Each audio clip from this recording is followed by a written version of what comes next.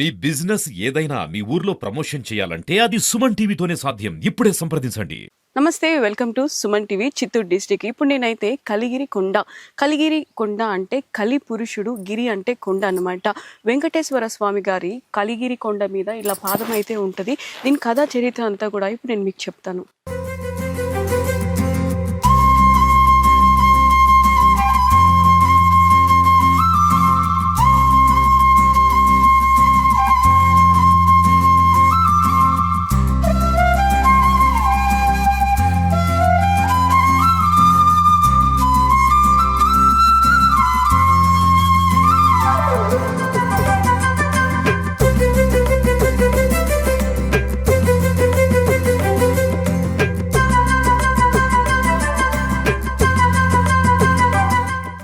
కలి రాక్షసుడు దేవతలు మహర్షులు యజ్ఞాలు యోగాలు చేసేటప్పుడు భంగం చేసేవాళ్ళు. అప్పుడు దేవతలు మహర్షులు వచ్చి బ్రహ్మదేవుడి దగ్గరికి వెళ్ళి ఇలా కలి రాక్షసుడు మమ్మల్ని చాలా ఇబ్బంది పెడుతున్నాడు అంటే, బ్రహ్మదేవుడు వచ్చి కలియుగ వెంకటేశ్వర స్వామి దగ్గరికి వెళ్ళి ఇలా కలిపురుషుడు చాలా ఇబ్బంది పెడుతున్నాడు అని అంటే, వెంకటేశ్వర స్వామి ఏం చేశారంటే వెతుక్కుంటూ ఈ కలిపురుషుడిని నాశనం చేయడానికి వెతుకుతుంటే కలి రాక్షసుడు కొండ రూపంగా మారిపోయాడు అనమాట. అప్పుడు వెంకటేశ్వర స్వామి గ్రహించి ఈ కొండని అయితే ఎడమ కాళ్ళతో తొక్కడం జరిగింది. అందుకు ఇక్కడైతే ఈ పాదం అయితే నీటుగా కనిపిస్తుంది. ఈ పాదం కూడా 3 feet ఉందన్నమాట. ఎంతో మంది భక్తులు ఇక్కడికి వచ్చి దర్శనం చేసుకుంటూ ఉంటారు. ఎందుకంటే ఈ దర్శనం చేసుకోవడం వల్ల కలి ఒక ప్రభావం అయితే ఎక్కువ ఉండదు అని కూడా నమ్ముతూ ఉంటారనమాట. ఇప్పుడు లోపల పూజారి అయితే ఉన్నారు. స్వామివారిని అడిగి ఈ చరిత్ర ఏంటి, ఈ కథ ఏంటి అని మొత్తం కూడా అడిగి తెలుసుకుందాం.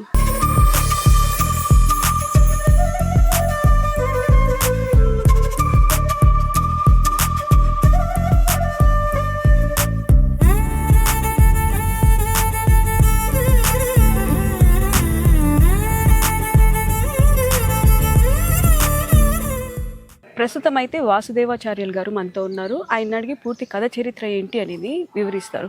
నమస్తే అండి. నమస్తే స్వామి, ముందుగా మీకు జై శ్రీరామ్ అనే చెప్పాలి. ఒక్కసారి కథ చరిత్ర అనేది ఎవరికి తెలియదు స్వామి, ఒక్కొక్కరు ఒక్కోలా చెప్తున్నారనమాట. మీరు ఈ కథ ఏంటి, కథ చరిత్ర ఏంటి అనేది, ఇది ఎన్ని సంవత్సరాల నాటి కథ అని కూడా ఒకసారి చెప్పగలుగుతారా? ఇక్కడ స్వామి శ్రీదేవి భూదేవి సమేతంగా వెంకటేశ్వర స్వామి ఇక్కడ స్వామి ప్రతిష్ఠ చేసిన విగ్రహాలు ఉన్నాయి. ఇక్కడ స్వయంభూ శాలిగ్రామ రూపంలో స్వామి ఉన్నాడు. ఇక్కడ ఎట్లా అంటే పూర్వంలో ఒక సందర్భం వస్తే భృగు మహర్షి వచ్చి స్వామి వక్షస్థలాన్ని తొన్నేస్తాడన్నమాట. ఆ దృశ్యాన్ని చూసి మహాలక్ష్మి అలిగి భూలోకానికి వచ్చేస్తానే మహావిష్ణు చూస్తాడంట. ఏమరా ఇది ఒక భృగు మహర్షి అంటే ఒక ఋషి, ఒక మానవుడు వచ్చి నా స్వామి వక్షస్థలాన్ని తొన్నేసినే, నా స్వామి నేను కూర్చునే చోట అపవిత్రమైంది అని చెప్పేసింది మహాలక్ష్మి. ఆ దృశ్యాన్ని చూసింది, భూలోకానికి వచ్చేస్తుంది. తర్వాత స్వామి భృగు మహర్షిని శాంతపరిచి ఆయన అరికాల్లో కన్ను ఉంటుంది, ఆ కన్నుని అదుమేస్తే ఆ గర్వమంతా పోయిడుస్తుంది. అప్పుడు ఆ భృగు మహర్షి స్వామికి సాష్టాంగ నమస్కారం చేసి అనేకమైన స్తోత్ర పాఠాలన్నీ చేసి నా తప్పును మన్నించండి అని చెప్పేసింది భృగు మహర్షి. మళ్ళీ హిమాలయాలపై తపస్సు కూర్చొనేస్తాడు. తర్వాత స్వామి చూస్తాడంట, పక్కన చూస్తే మహాలక్ష్మి లేదంట. అప్పుడు ఏమరా ఇది, మహాలక్ష్మి లేని వైకుంఠం నాకెందుకు, ఆమె అలుగు వెళ్ళిపోయింది కదా, ఆమె అలుగు తీర్చి మనము వైకుంఠాన్ని పిలుచుకొని వస్తామని చెప్పేసింది. మహావిష్ణు వెంకటేశ్వర స్వామి అవతారం ఎత్తి భూలోకానికి వచ్చినారంట. వస్తే అనేకమైన అడవులన్నీ తిరిగేస్తారంట, ఎక్కడా మహాలక్ష్మి కనబడలేదంట. అప్పుడు లాస్ట్ దశలో ఈ కొండకు వస్తారంట. ఈ కొండకు వచ్చి ఆ స్వామి కింద శాలిగ్రామం ఉంది. ఆ శాలిగ్రామం చోటు కూర్చొని మహాలక్ష్మి గురించి ఇక తపస్సు చేసినారంట. కొన్ని సంవత్సరాల నిద్రాహారాలన్నీ విడిచిపెట్టేసి మహావిష్ణు వెంకటేశ్వర స్వామి అవతారం ఎత్తి అక్కడ కూర్చొని మహాలక్ష్మి గురించి తపస్సు చేసిండే ఫలం వల్ల ఇక్కడ స్వయంభూ శాలిగ్రామ రూపంలో స్వామి ఉద్భవమైనారంట. ఇది స్వామి చరిత్ర. ఇక్కడ వచ్చి శ్రీవారి పాదం అంటే ఇక్కడ మనకు 250 సంవత్సరాల నాటికే ఇక్కడ స్వామి పాదం ఉంది అని చెప్పి మనకి ఆలయ చరిత్ర. ఎట్లా స్వామి ఇక్కడ ఎడం పాదం పెట్టినాడంటే, పూర్వంలో కలియుగ ప్రారంభ దశలో కలిపురుషుడు అనే ఒక రాక్షసు ఉద్భవం అయిపోతే ఆ రాక్షసుని ఇక్కడ శిరస్సు పైన ఒక గుండు పెట్టి ఆ పాదం ఎంత ఉందో అంత పెరిగి ఎడం పాదంతో ఆ కలిపురుషుడిని పాతాళలోకానికి అణిగి తొక్కుతాడంట. అణిగి తొక్కిండే దానివల్ల ఈ కొండకి కలిగిరి కొండ అని చెప్పేసి పేరు వచ్చింది. ఇది స్వామి చరిత్ర.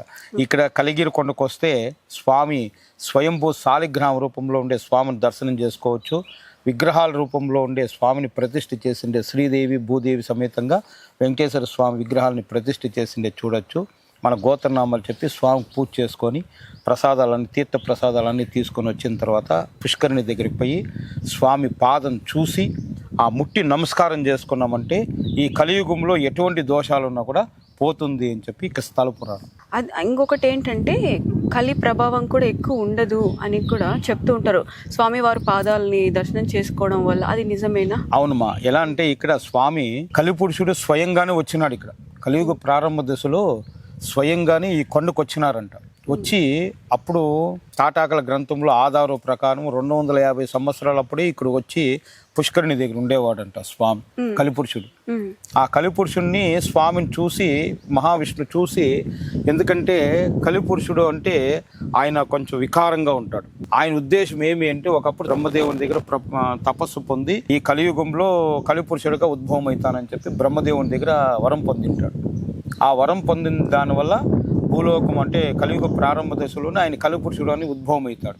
ఉద్భవం అయిన తర్వాత ఆయన ఉద్దేశం ఏమంటే ప్రపంచమంతా రాక్షసమయం చేసేయాలా అని.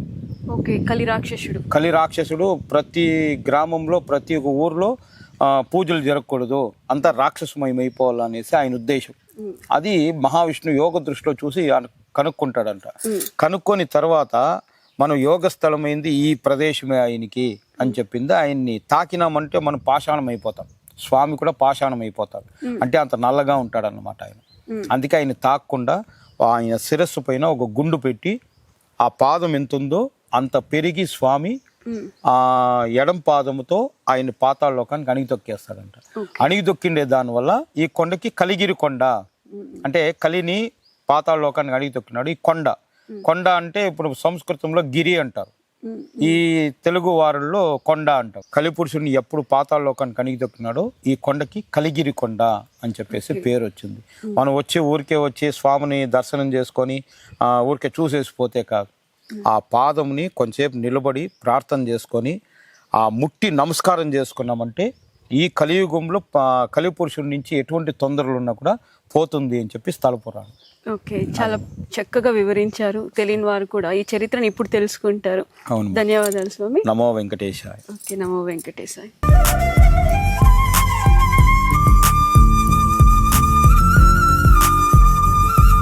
దేవుని ఆవులు అని చాలా మంది ఇక్కడ చెప్తున్నారు.